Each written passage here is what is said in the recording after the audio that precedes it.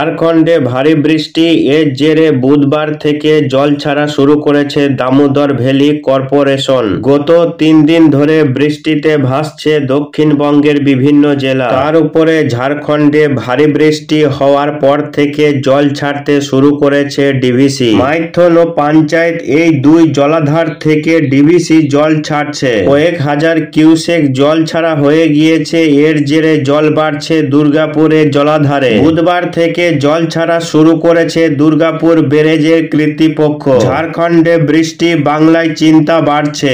এই ডিভিসি ছাড়া জলে প্রায় প্রত্যেকটি বছর ভাসে বিভিন্ন এলাকা। এই বর্ষার মরশুমে দুর্গাপুর ব্যারেজ থেকে জল ছাড়ার পরিমাণ ধাপে ধাপে বাড়ানো হচ্ছে, যা স্থানীয়দের মধ্যে নতুন করে উদ্বেগের সৃষ্টি করেছে। আজ 41,600 কিউসেক জল ছাড়া হয়েছে। এই ক্রমবর্ধমান জল ছাড়ার ফলে পার্শ্ববর্তী এলাকা জলমগ্ন হয়ে পড়ার আশঙ্কা দেখা দিয়েছে। বিগত কয়েকদিন ধরে বাংলা জুড়ে প্রকৃতি যেন তার রূপ দেখাচ্ছে।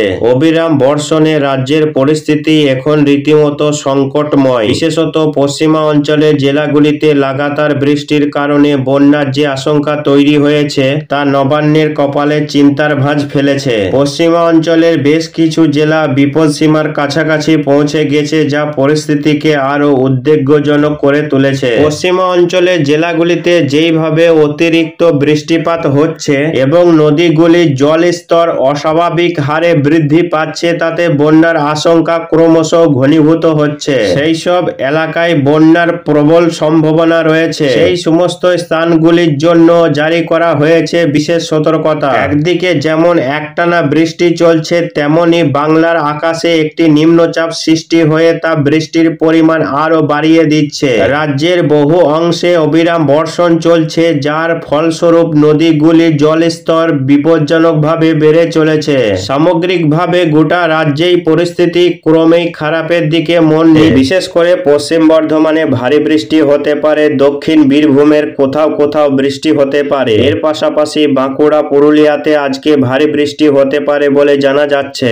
পাশাপাশি এদিকে ধানবাদ, ডুমরি অর্থাৎ বিহারের ঝাড়খণ্ডের বিভিন্ন এলাকায় আজকে ভারী বৃষ্টি লক্ষ্য করা যাবে। এর পাশাপাশি আজকে বৃষ্টির মাত্রা বাড়বে মালদা সহ দক্ষিণ দিনাজপুর এবং বাংলাদেশের রাজশাহী বিভাগে বৃষ্টির মাত্রা বাড়তে পারে। যেহেতু নিম্নচাপটি বিহারের সংলগ্ন এলাকায় অবস্থান করছে, তার টানে বঙ্গোপসাগর থেকে প্রচুর পরিমাণে আর্দ্রতা টানছে, যার কারণে এই সমস্ত এলাকাগুলিতে আজকে বৃষ্টির সম্ভাবনা বেশি রয়েছে। আজকে পশ্চিমের জেলাগুলিতে বৃষ্টির সম্ভাবনা বেশি রয়েছে এবং উপকূলবর্তী জেলাগুলিতে বৃষ্টির সম্ভাবনা বেশি রয়েছে। তবে বেলা বাড়লে আরো আবহাওয়া পরিষ্কার হবে। যত বেলা বাড়বে ততই নিম্নচাপটি দুর্বল হবে। আকাশ পরিষ্কার হবে। পশ্চিমবঙ্গ এবং বাংলাদেশে বৃষ্টির মাত্রা কমতে থাকবে। আজকে দুপুরের পর থেকে আবহাওয়া অনেকটা পরিষ্কার হবে। আকাশ পরিষ্কার হয়ে বৃষ্টির মাত্রা অনেকাংশে কমে যাবে এবং আগামীকাল আকাশ অনেকটাই পরিষ্কার হয়ে পুরোপুরি আকাশ পরিষ্কার হয়ে রোদের দেখা পাওয়া যাবে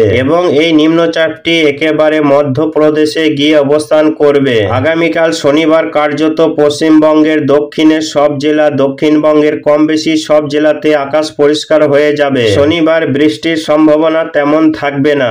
তবে উত্তরবঙ্গের জেলাগুলিতে আগামীকাল বৃষ্টি দেখা যাবে। আলিপুরদুয়ার, কোচবিহার, জলপাইগুড়ি এবং উত্তর এবং দক্ষিণ দিনাজপুরে বৃষ্টির সম্ভাবনা রয়েছে। বাংলাদেশের রংপুর, ময়মনসিংহ, সিলেটে বৃষ্টির সম্ভাবনা রয়েছে। ভারতের মেঘালয়, আসামে সকাল থেকে মাঝারি বৃষ্টিপাতের সম্ভাবনা রয়েছে। এদিকে 21 তারিখ শনিবার আবহাওয়া পরিষ্কার হয়ে যাবে। বৃষ্টি শনিবার দিন নেই। তবে রবিবার থেকে আবারও আবহাওয়াতে পরিবর্তনের সম্ভাবনা রয়েছে। নতুন করে উত্তর বঙ্গোপসাগরে ঘূর্ণাবর্ত তৈরি হতে পারে আগামী 22 তারিখ রবিবার দিন, যার প্রভাবে আবারও মৌসুমী বায়ু সক্রিয় হয়ে উঠবে এবং নতুন করে বৃষ্টির সম্ভাবনা থাকবে আগামী রবিবার দিন থেকে। উত্তরবঙ্গের প্রায় সব জেলা সহ দক্ষিণবঙ্গের বীরভূম, বাঁকুড়া, পুরুলিয়া, 2 বর্ধমান, কলকাতা, হাওড়া, হুগলি, মেদিনীপুর, ঝাড়গ্রাম এই জেলাগুলিতে আবারও বৃষ্টি কিন্তু শুরু হবে।